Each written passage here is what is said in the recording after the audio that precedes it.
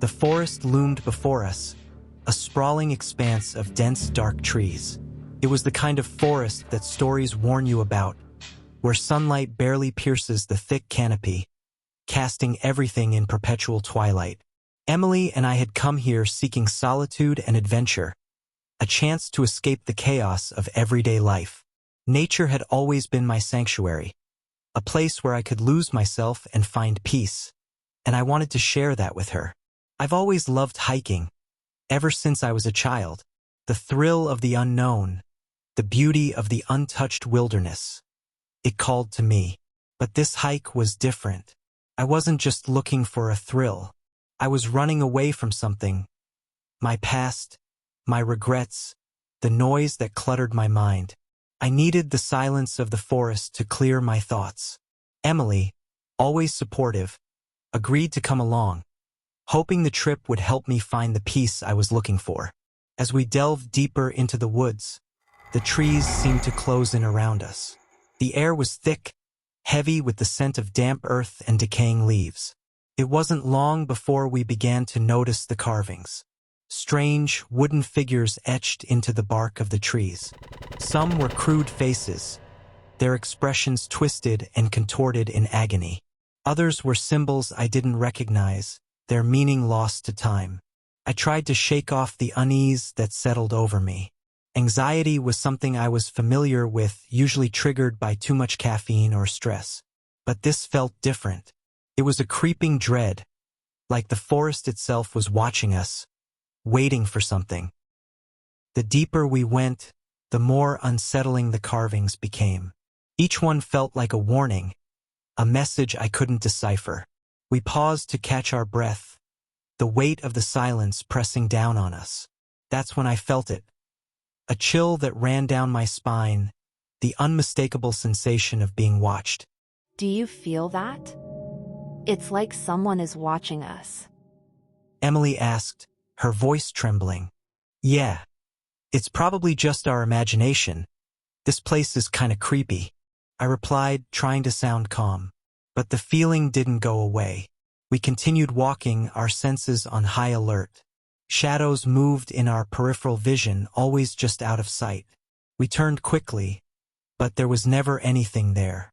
The forest was playing games with us, and we didn't appreciate its sense of humor. As the sun began to set, we stumbled upon an old, abandoned campsite. It looked like it had been deserted for years. The tattered tents flapped in the wind, their once vibrant colors now faded and torn. They stood like silent sentinels, remnants of a forgotten time.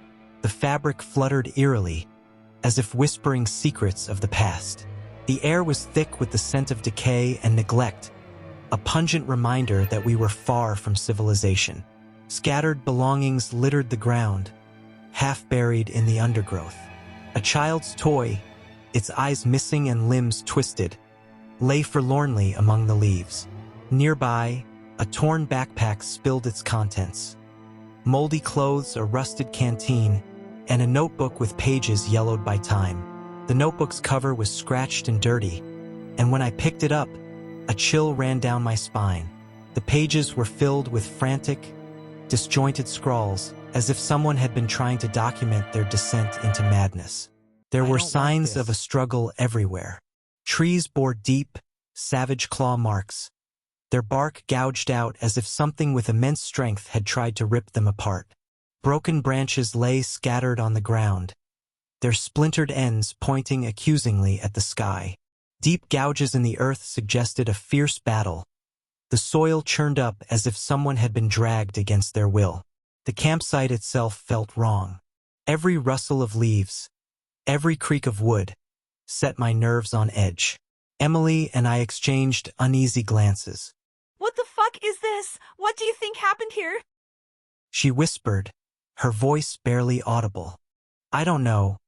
Did you see those claw marks on the tree? It could have been a bear. It looks like it happened a long time ago. But we should be okay, I replied, my own voice shaking. We walked further into the campsite, the sense of unease growing with every step. An old campfire sat at the center, its stones blackened and cracked. The fire pit was cold, but the ashes inside were undisturbed, as if the flames had been extinguished abruptly. Around the fire, there were makeshift seats, logs and rocks arranged in a circle. On one of the logs, a deep, dark stain hinted at something sinister. As we explored, I noticed more unsettling details. A rusted knife was lodged in a tree stump, its blade still stained with something dark and dried. Torn pieces of fabric hung from the branches, fluttering like ghostly banners. Emily clutched my arm, her eyes wide with fear. We shouldn't be here. Let's go back to the car and get out of here. She said, her voice trembling. But the forest had other plans. The path we'd come from seemed to have disappeared, swallowed by the encroaching darkness. We were trapped in this forgotten place, surrounded by the remnants of terror and violence. The abandoned campsite was more than just a relic of the past. It was a graveyard of forgotten souls, a place where nightmares had come to life. And as the last light of day faded, we realized that whatever had caused this destruction might still be out there, lurking in the shadows, waiting for us to make the same fatal mistakes. A sudden cold spot enveloped us, and we shivered uncontrollably. The sense of dread intensified, an overwhelming feeling that something terrible had happened here. We needed to get out, to leave this place and never look back. We turned to head back the way we came, but the forest had other plans. No matter which direction we chose, the path twisted and turned, leading us in circles. The familiar landmarks we'd passed earlier were gone, replaced by an endless maze of trees. Panic set in as we realized we were lost. We walked for what felt like hours, trying to find a way out, but every path led us back to the same place. The sun dipped below the horizon, and darkness descended. Exhausted and terrified, we had no choice but to return to the abandoned campsite and set up camp for the night. It felt like the forest was toying with us, forcing us back to the place we dreaded most. As we settled into our tent, it felt like the forest had come to life with sounds of twigs snapping, rocks shifting, whispers carried on the wind. I tried to sleep, but the noises outside our tent kept me awake. Every rustle, every crack of a branch, sent our hearts racing.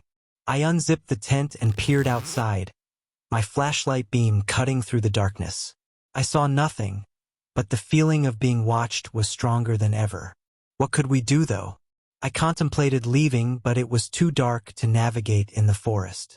Just as I was about to retreat back into the tent, I saw them, eyes blinking in the darkness, reflecting the light of my flashlight. They were everywhere, darting up trees, disappearing into the shadows.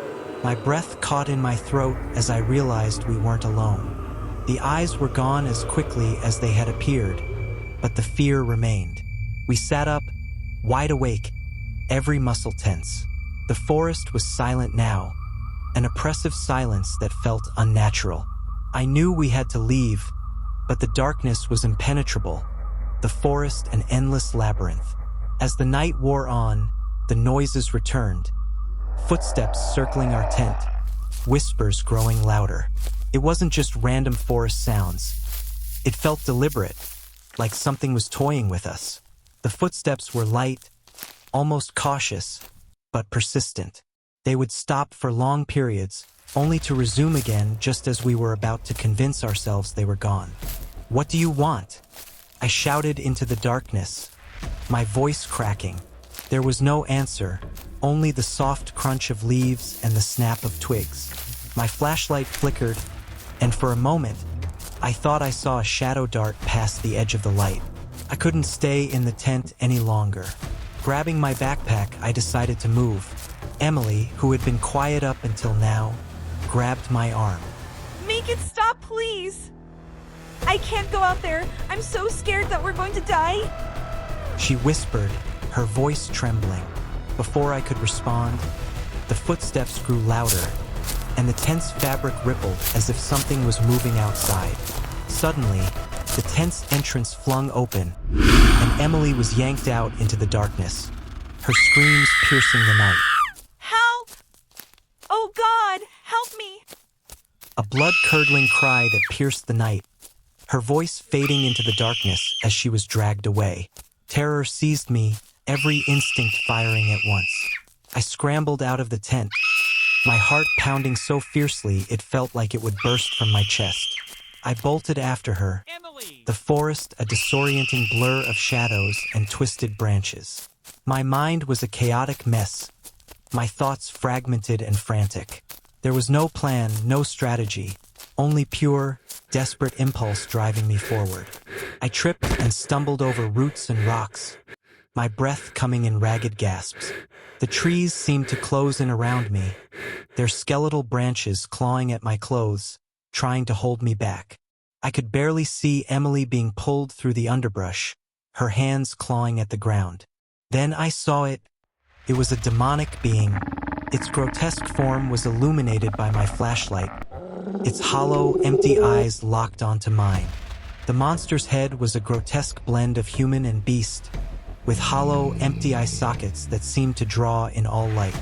Its mouth was an abyssal maw, filled with rows of jagged, uneven teeth that glistened with a black, viscous fluid.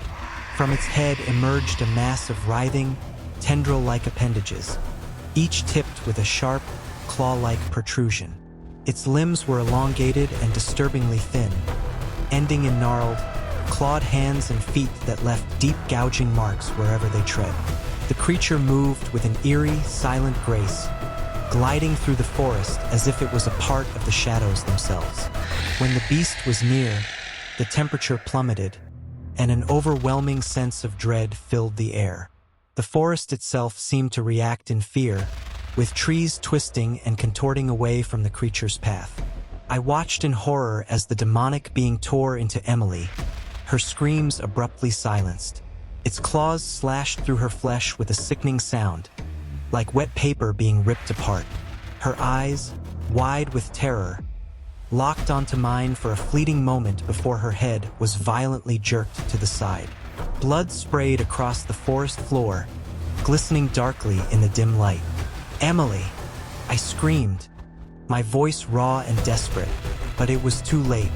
The demonic being's maw, filled with rows of jagged, uneven teeth, closed around her, and with one final bone-crunching bite, her cries were silenced forever. My heart pounded in my chest, each beat a deafening drum of panic. I stumbled backward, my legs barely able to support me. The demonic being's hollow, empty eyes shifted towards me, locking me in place with their abyssal darkness. I felt a cold, paralyzing dread seep into my bones, rooting me to the spot. Every instinct screamed at me to flee, to get as far away from this nightmare as possible. I turned on my heel and bolted, my feet barely touching the ground. The forest floor seemed to undulate beneath my feet, roots and rocks tripping me up at every step. I fell hard, my knees scraping against the rough ground, but I forced myself up, ignoring the pain. Behind me, the demonic being's guttural growls echoed through the trees, a reminder of the horror that was behind me. No matter how fast I ran, it was always behind me, just out of sight, a looming presence that kept pace effortlessly. My breath came in ragged gasps, my lungs burning with exertion. My mind reeled, every rational thought drowned out by the primal urge to survive. I stumbled into a clearing and saw the ghostly figures' backs turned to me. They were the lost souls of the forest, trapped here forever. I screamed and ran. Looking behind me, I saw the demon again. It was dragging what was left of Emily.